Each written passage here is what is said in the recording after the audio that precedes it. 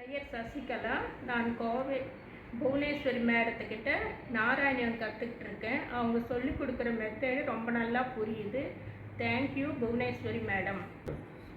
நமஸ்காரம். நாராயணியம் தசகம் 13 ஹிரண்யாட்ச வதம். ராகம் சாந்திரானந்தா ராகம்.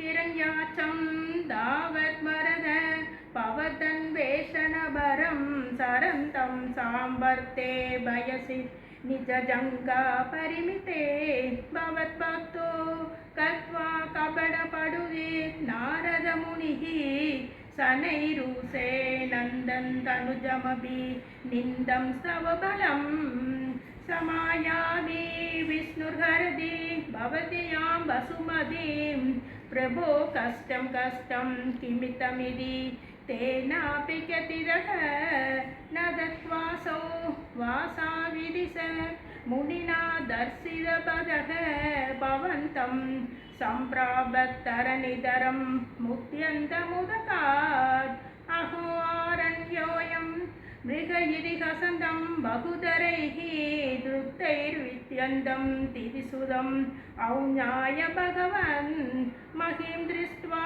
दंष्ट्राशिरसि सहितां स्वेन मगसा भयोदावादाय प्रसभमुदयुक्तामृतवितौ कदा बाणौ दैत्ये त्वमभिः गृह्योतोन्नतगतो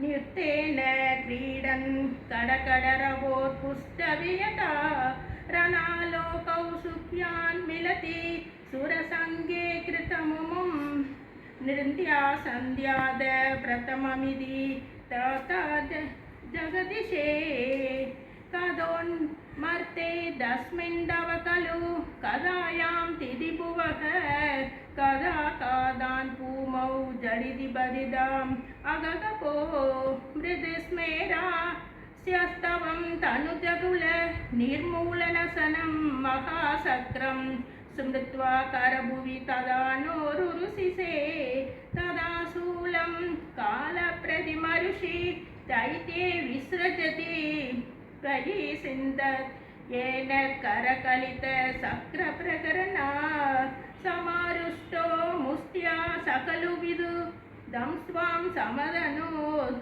कलन्माये माया स्वयं किल जगन्मोहनकरी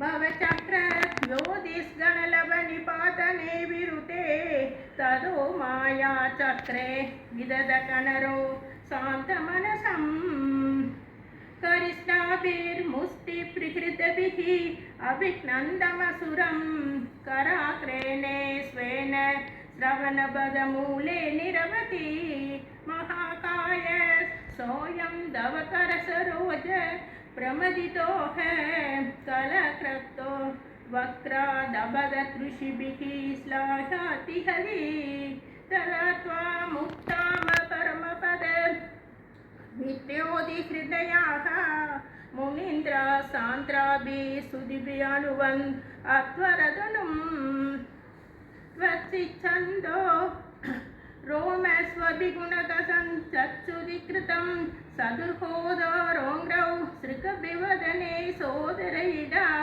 ग्रहाजिह्वायां दे परपुरुषकर्णे समसका विभो सोमो वीर्यं वरदकलते सेप्युपसद मुनीन्द्रैरि इत्यादि स्तवन मुखरैर्मोदि दमनसाः महिष्यामूर्त्या विमलधरकीर्त्या सवलसन् स्वदिसंयं सम्प्राप्त